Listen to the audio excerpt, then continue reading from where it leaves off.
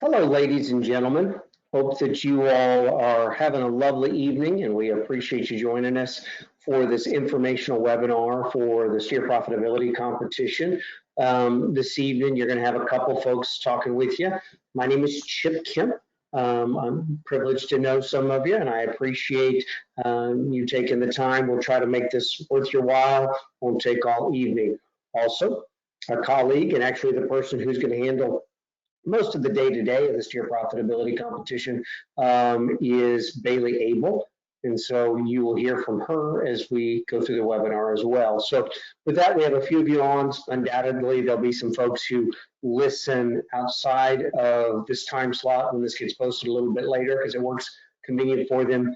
As we move along, if you have questions, please type them in the question or chat section on the control panel. You'll see there's a spot for you to put in a question. We'll kind of monitor that as we go through. Don't hesitate to ask. This is an important part, and we can unmute you if you want to talk, or you can just type it in there. So just kind of let us know. You can raise your hand if you know how to do that. We'll go through some of this stuff in future webinars for participants, but if you can figure that out, raise your hand and we'll call on you and kind of let you say your 2 cents. With that, to ensure that we get good flow to the video, now that you can see our smiling faces, we're going to kill our webcams so you can just see the screen behind.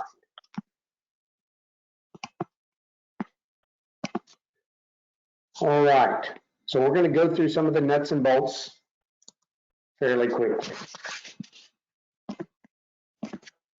So the real question is, why would you do this? What's in this for you? Why would you take the time? Many of you are probably familiar with other endeavors to evaluate cattle. Maybe it's the show ring, maybe it's a judging competition that you participate in through 4-H or FFA. So what's the why here of this steer profitability competition? And so my contention is pretty simple.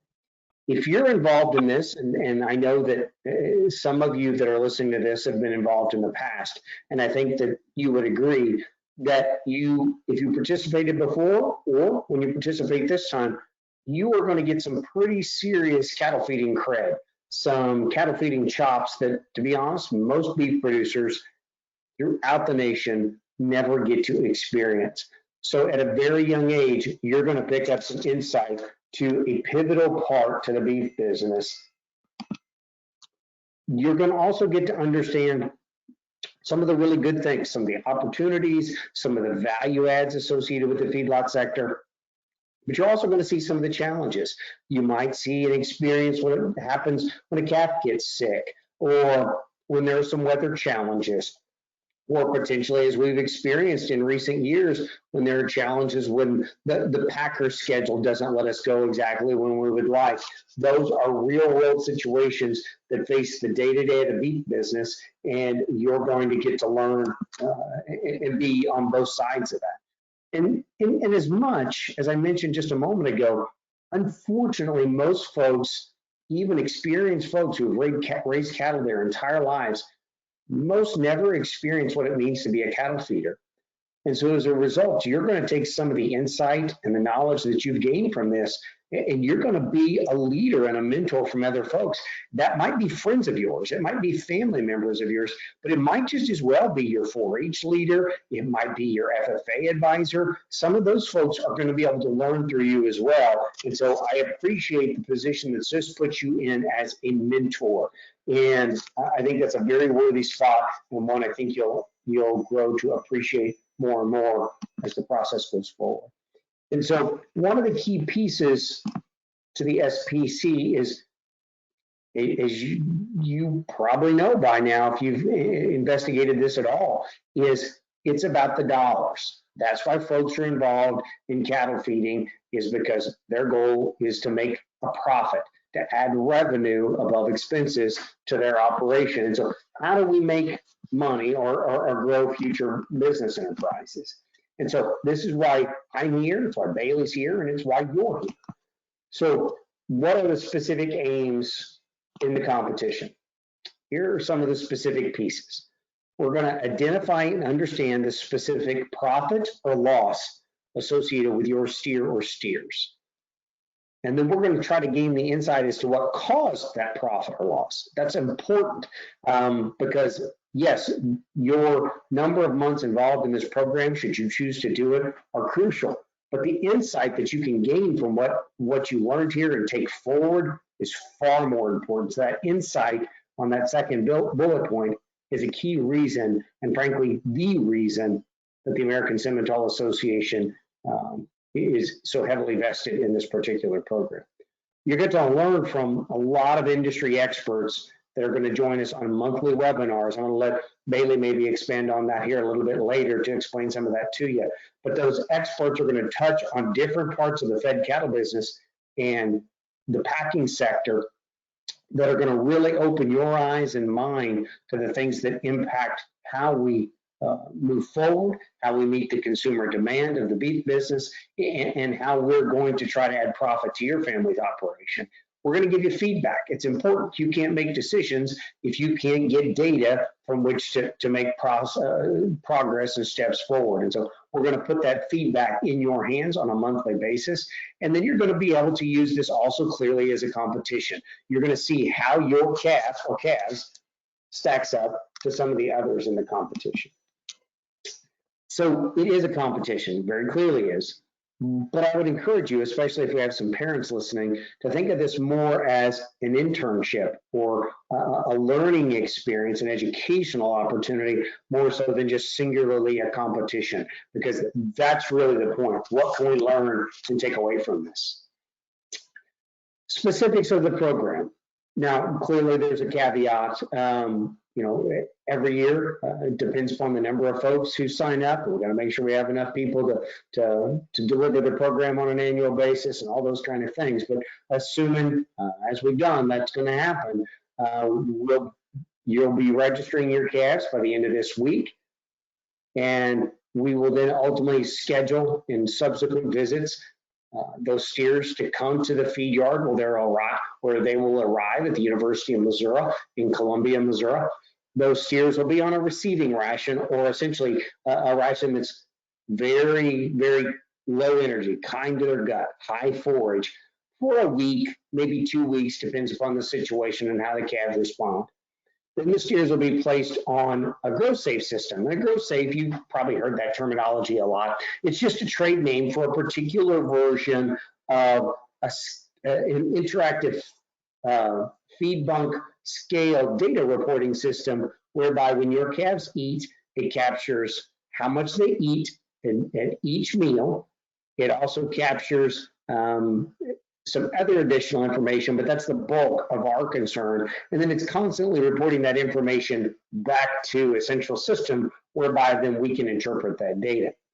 These steers will be marketed. That means they'll be sent to the packing plant when they are ready. Likely, they're going to be ready somewhere between late April and early June. That's what we would expect their potential harvest time. And they will be marketed on a grade and yield system. That means you will be paid for their carcass merit, not on a live weight. It means you'll get paid by the carcass, which is the way that most progressive cattle folks function in this space, but clearly not all. So some of the parameters that you need to know about calves that participate in this program. They need to have been born in the early portions of 2021. So between first of the year and between April 15th is when we expect those calves to weigh in that group. And you might ask, of all the things on this screen, why do we put those parameters on there?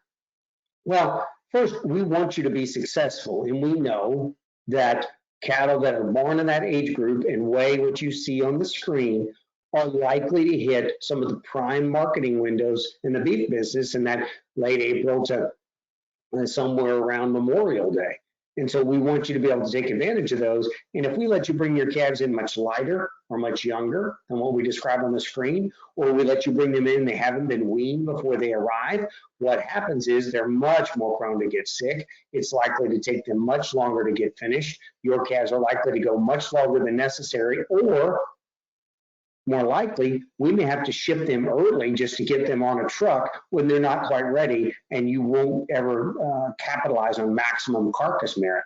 And so we need to put these things in place to help us put together a set of calves who have a high probability of success to hit the marketing window we're looking for, and that when they get on a truck, and it's important that that truckload is as uniform as possible, that gives the packer the incentive to want to work with us and they want to buy your calves.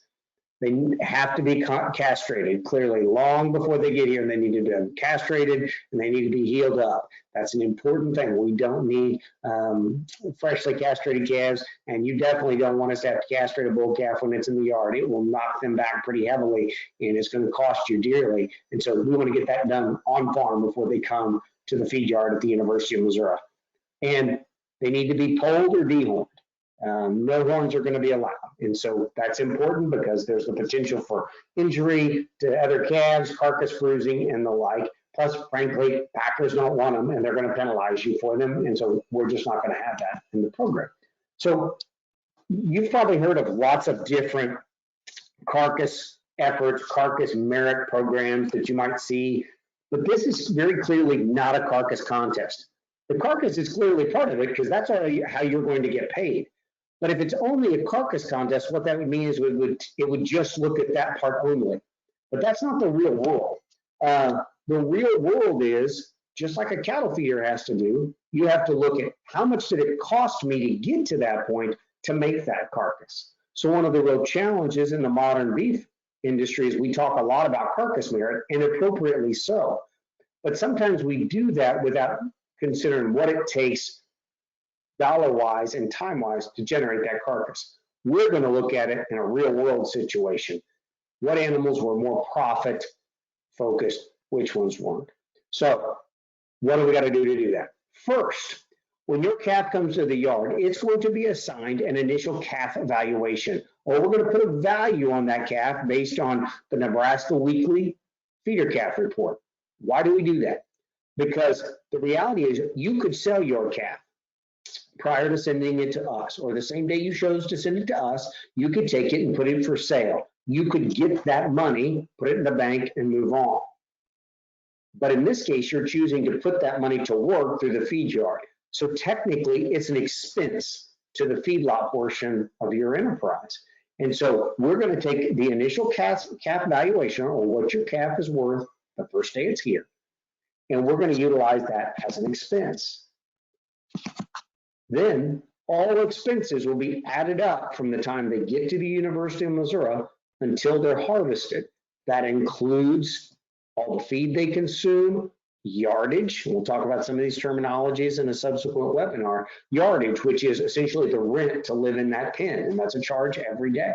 Any medical charges or pharmaceutical charges or shoot charges, or when it comes to harvest time, there's a trucking charge to get those to a packing plant. That's just the way it is. There's also a charge for, you have to pay the $1 checkoff fee. All of those things are going to be put together so you can totally understand in a real world sense what it takes to pull this off. And so then the final valuation, then the final dollars, are going to clearly come from the check that you're going to receive based on the carcass value of your calf. The winners of the competition, based as simple as this. The SPC profitability is a very simple mathematical calculation. It's the final valuation, or the final check value from the packer minus all of the expenses. That includes that initial calf valuation. So we want to keep things realistic. So you know, there are times feeding cattle, you can make massive dollars. There are times when, to be honest and be clear, you can lose money, and you may lose money. It's distinctly possible. In fact, some of you involved are likely to do so. But typically what you'll find from year to year is cattle will range in either minor low-key losses to breaking even to making 100 to 100.5 a head. Are there years when you can make more than that? Sure.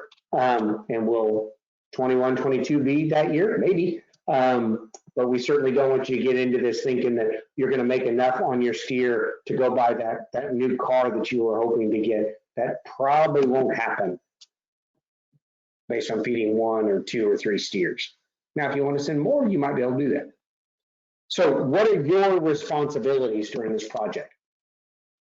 You need to make sure that your animals are appropriately on file with ASA. And so even if you're one of the folks who's listening from a different breed association or a different population of cattle, we're not going to charge you again. That's not what we're trying to do, but we need to get those animals in the database. And so most of you hopefully have seen the information coming from Bailey Abell. If you haven't, you're going to have her contact information at the end of this call, and you're going to reach out to her and you're going to say, okay, let me make sure I get my animals on file correctly. And that's an important piece to be able to do our job right here. You're going to help us handle the initial trucking. We're going to work through the travel map and schedule to get that pulled off. And we'll probably need a little help from you and your parents. You're going to pay your monthly bill. You're committing to pay your bill just like any other cattle feeder pays their bill. And it will be a monthly charge that will be sent to you. You also are committing to participate in a monthly webinar. And you will receive numerous pieces of contact about this from Miss Abell. She will keep you in the know on what those webinars are going to, when they're going to be, what they're going to be about. I'll let her talk more about those in a few minutes. She'll have some monthly assignments. She can talk about those, and you'll be able to see the calf data. It'll be posted in real time, more or less monthly. It'll be posted on the website for this particular program. Other things for you to remember. This is in particular, there are a couple pieces here, Mom or Dad, if you're listening, you need to make sure you hear this. Ownership of these calves always stay with the junior. We're not taking ownership. The feed yard's not taking ownership. They are your cattle until they're harvested. However, just like in a feedlot setting, you maintain ownership, but you forfeit possession and all management decisions as soon as they are put on the truck and headed to the University of Missouri feedlot. What this means is you own them, but somebody else who's a professional in feeding cattle and making these decisions gets to make these decisions for you after they get on that truck. So you still own them, but somebody else makes these decisions. All steers will have DNA collected once they get to the feed yard, so you don't have to worry about getting that done beforehand. We will do that on all of them. They will all get genotyped. All steers will also get a full vaccination treatment upon delivery to the feed yard. So hopefully your calves have already been doubly vaccinated, but the yard feels it absolutely necessary to hit them one more time just to ensure everything has a significant opportunity for success as possible. And just to be clear, I think this goes without saying, but we need to be able to tell you this, that the SVC is a terminal contest, meaning once the animals are put on the truck and headed to the University of Missouri feed yard, they're not coming home. Those animals will all be harvested so that we can get the actual data to determine profitability of that calf for you. You'll be kept informed of all the nutritional situations going on, the feed rations, any implant strategies that the yard's using, but they get to determine those. They are the experts in feed yard management, and we let them make those decisions. That's the skill set that they bring to the table for us.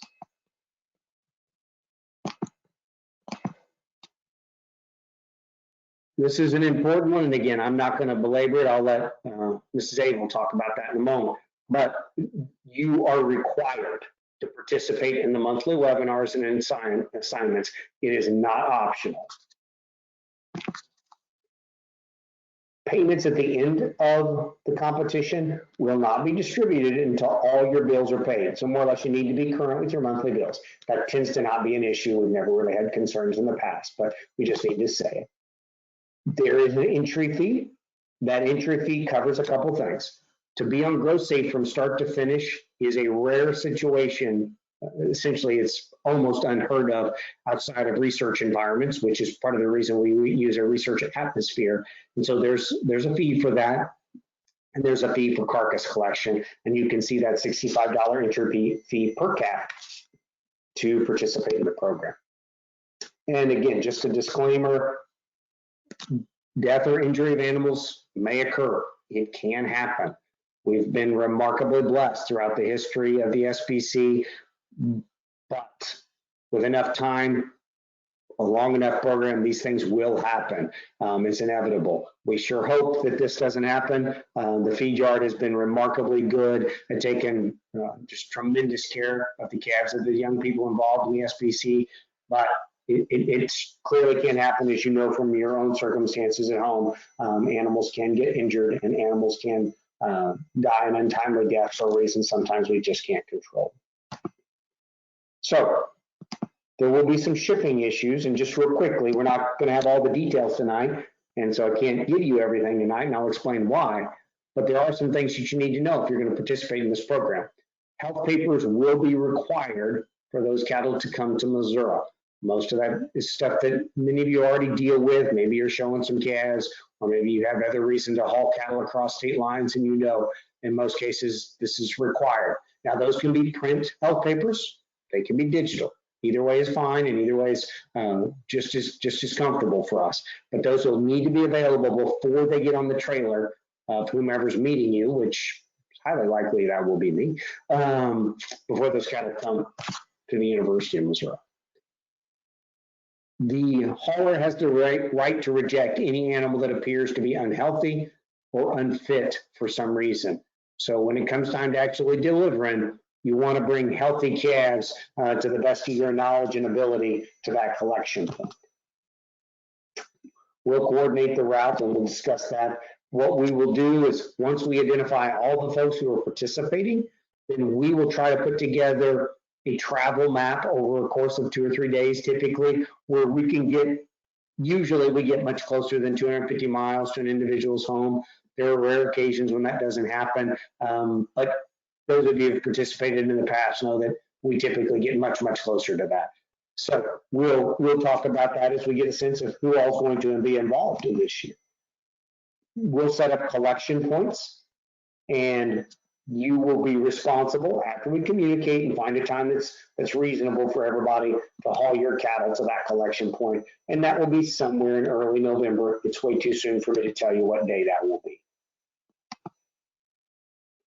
With that, I am going to be quiet, and I'm going to let Miss Bailey Abell, talk a little bit about the last few pieces. Bailey, to make this easy, I'll just go ahead and handle the screen if you like.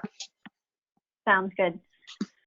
So for the assignments and newsletter, it gets pretty simple, nothing too crazy. You will get a newsletter once a month, and that'll come out towards the end of a month, but it'll be before the next webinar. So that'll have all the upcoming webinar information, and the assignment information that needs to be on there will be on there, important dates, and we'll throw a little bit of learning stuff in there, and we try to introduce all our participants over the course of the year so that you can see who else is involved in the program with you.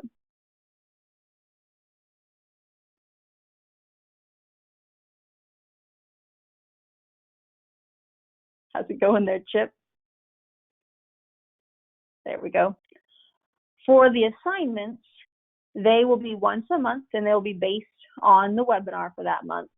Generally, as it says, there's 2 options, and we gear those towards different skill sets or different age groups.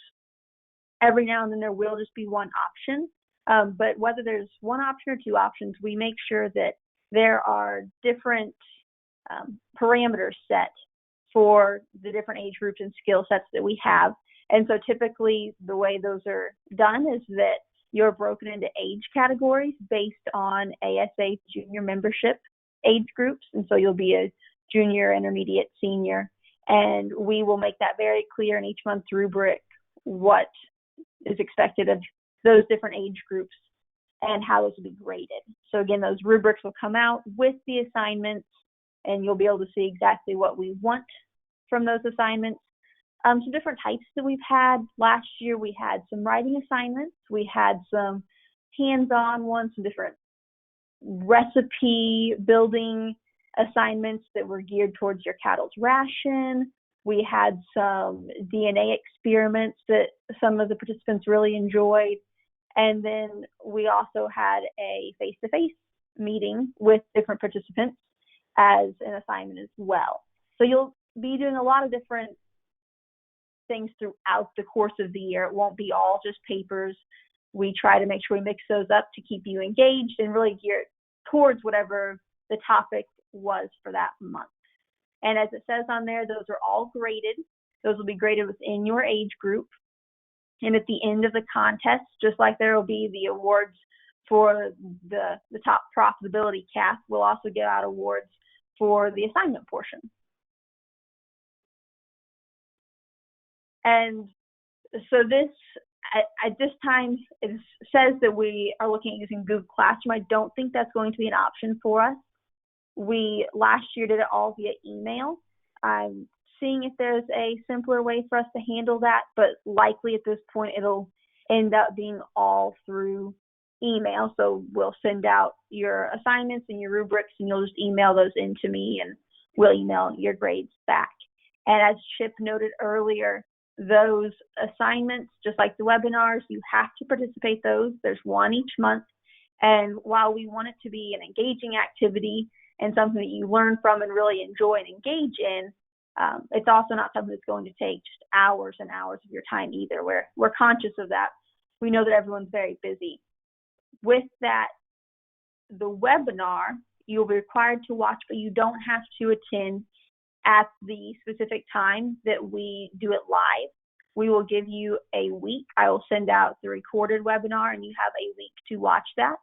And again, if you don't watch either live or within that week time frame, that will be considered a deduction, and you will be contacted about that. And as Chip said, if you don't fall within the requirements, then we will remove the CAF from the data portion of the competition. Then you can see there that's the email for the SPC. That will go directly to me, Bailey, and you can reach out with any questions you have. If you need help getting animals, registered through us for the program, or if you are not currently an AJSA member, or if you're a member from another breed association, then we can work with how we need to handle that to get you in the system before Friday. Very good. Our goal is to keep this informational webinar to about a half an hour, though you should know the monthly webinars typically take a little closer to an hour. There's just quite a bit more content in the routine webinar. So this one, we're sitting right at about 30 minutes, and we certainly have time to answer any questions or comments that anybody might have. And so again, a couple things can happen. You can type those in if you wish, or you can, if you're in a position where you can identify the raise your hand button, we can see you if you choose to do that. We'll address your questions. Otherwise, as I'm kind of giving a minute to see if anybody shows that they have an obvious question. I don't see one, Bailey, unless you have had a question come to your attention. I think we've come to the end. And if you have any questions at all, follow up afterwards. Reach out to this sbc@simgene.com email, and Bailey can address those questions for you. So with that, I say thank you. Bailey, any further comments? I think that's all I have. I don't have any questions on my side that I see, and they can always reach out to us on the email if they need to. Okay. Thank you all very, very much. Appreciate your time. Have a lovely evening, and we look forward to getting to work with you. Talk to you very soon. Bye-bye.